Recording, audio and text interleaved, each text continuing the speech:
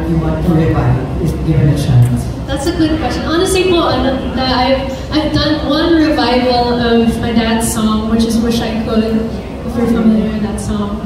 And then for my mom, honestly, I really love her song Ikakasal Ka Na and of course like Di Ba't Ikaw. So those are absolute classics. I feel like a revival for their songs. For the new generation.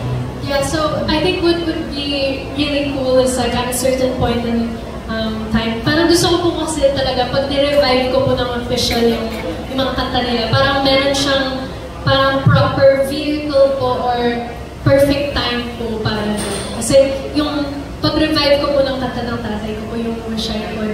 I did it for their 20th and 30th anniversary album po, which is 2030. It was for a special project. So, para po sa mga ganun, like, it would be an honor to be able to do that one. Congrats! Go on! Up next, Amber Nabus. Advantage yun po. And I acknowledge yung privilege that comes with it. And sobrang natutuwa po ako na this gets to be the first and hopefully of many partnerships din with UMG and Uniba and Viva.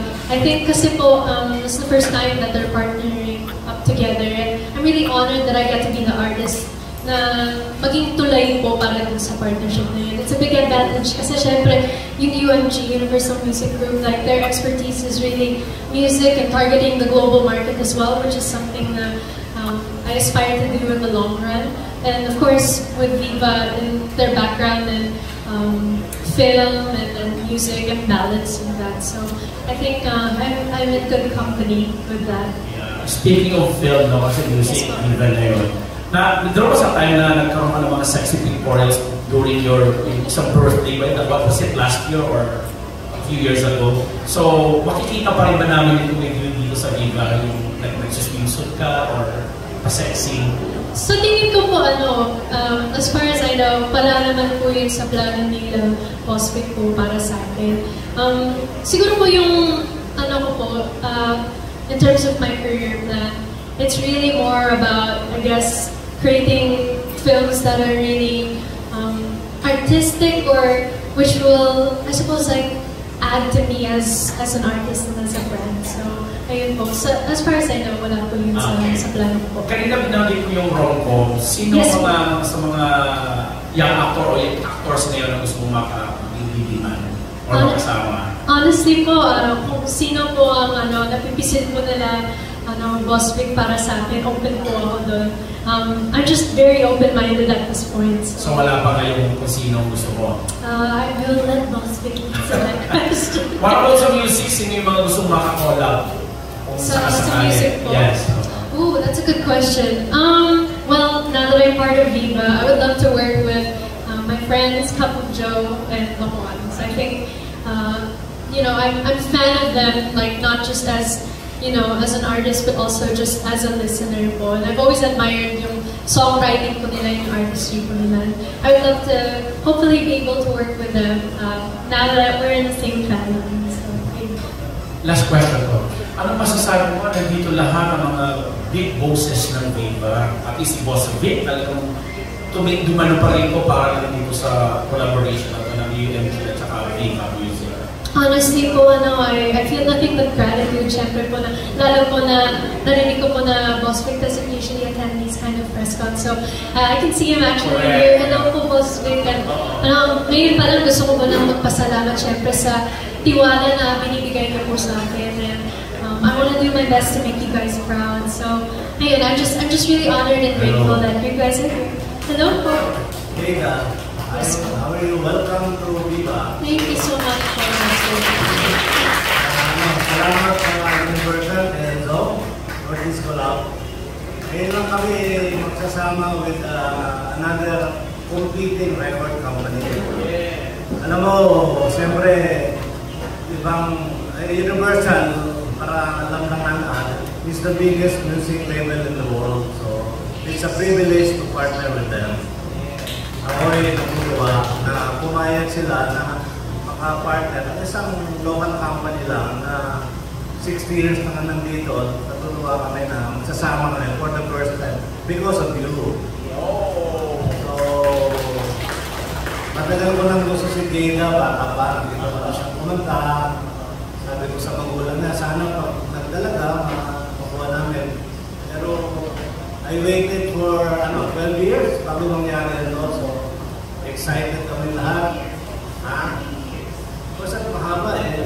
Nakapito ko sa akin, 9 years old. I was 9 years old, yes po. 12 years in the making. Itong dream ko makahawakan bago man ako mag-retire. Alam mo naman, pagka magaling na singer, lalo na pag babae, pagka pakiramdam ko na tulungan, at tingko madami kami magagawa. I mean, like Sharon, like Donna Cruz, like Regine Velasquez, and Sarah Geronimo, and now, sino pa, no? So, I think, Jada will be a big star. Ang interest ng Viva sa kanya is beyond her voice. I feel and I say that she's probably will be a big multimedia star. Yun. Maraming salamat po, Boss Vic. Kaya we have plans of using Jada as an actress, as a host, lahat na. And then probably get there a lot of endorsement in the future.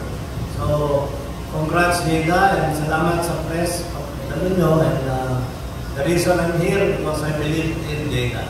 Thank you. Maraming salamat po, Boss Vic. Salamat po sa tiwala. Amazing words from the boss man himself, Boss Vic.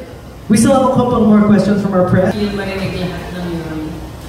Syempre, I would say it's very overwhelming to hear it in front of everybody. Pero honestly, I just feel so grateful. Yun po talaga yung mood ko for today. It's just utter gratitude, syempre, na binibigyan po ako ng ganitong platform and yung tiwala po ng Viva, lalo na with their expertise, and of course, from Boss Vic himself. I really appreciate that yung paniniwala niyo po sa akin, hindi po nag-waver yun through the past, was it 12? 12 years? Yeah, like 12 years, yeah, for the past 12 years. And ako po talaga, it's very inspiring. I feel so blessed to be in this position right now, to be working with Viva and with UMG. So, again, thank you so much, Boss Vic, and to my new Viva family.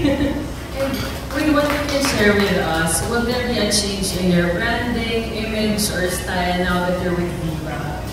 Oh, well, I guess in terms of what I can reveal right now is, what I really appreciate is, right now it feels like a collaboration between Viva and UMG. So, sa tingin ko hindi naman po mag-veer away po masyado in terms of branding, lalo na po sa artistry ko. I think that's also where UMG's roles comes in terms of maintaining my artistry and really valuing that. Same with Viva, of course. Pero, ayun po, I would definitely say na as an actress po, what I can say is I will deliver in whatever brand the project calls for. Thank you. Thank you. Thank you po. Thank you, Kate. Up next, Alan Sancon from Stars Photo. Hi, Jada. Hello po, nice to see you. Congratulations, Jada. Thank you. You're new management.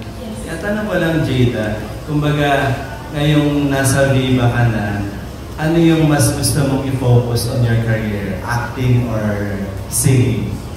Sa tingin ko po, what I'm really thankful for is before I joined Viva, I joined UMG.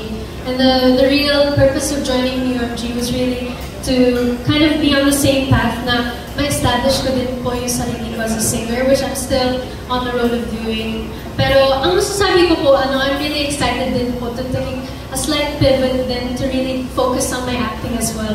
Pero syempre, never ko naman makakalimutan po pagdating sa music. That will always be my first love and hindi yun mawawala. Pero I think para sa akin kasi importante din para sa isang artist na sometimes you take certain breaks or hahaluin mo din yung mga ganap mo para din, parang kumbaga mamimiss mo din yung music, or you'll have something new to add or write new experiences to write about. So, ayun po, I would definitely say the perfect word would be magiging mas balance na po siya ngayon.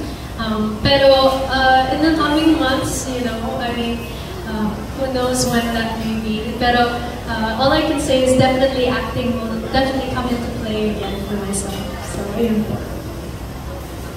Yung second question mo, Jada, kumbaga, you're a good actress, di ba? Salamat po. Pero, kumbaga, ano masasabi yung good words na sinabi ni Boss Vic sa'yo na parang you're the next multimedia star, di ba? Na hindi nakakala Sharon, kala Sarah, di ba? Anong masasabi mo doon? Well, gaya nga po nung sinabi ko, I'll never get tired of saying it, na grateful po ako dun sa kung paano niya ako naisip in that manner. And syempre to be even in the same sentence as sila, Tita Sharon and Nina Regine and all of the greats. It really is just such an honor. I'm really honored to be thought of in that light. I just want to make my Viva family and everybody else proud. All I can say is rest assured I will do my best and yung full commitment ko po dito po sa industriyang to at sa gagawin ko po ng Viva. Thank you, Jada, and congratulations. Salamat po. Thank you as well, Alan. May we call on Rose Garcia from Marites University and Abante Tanan.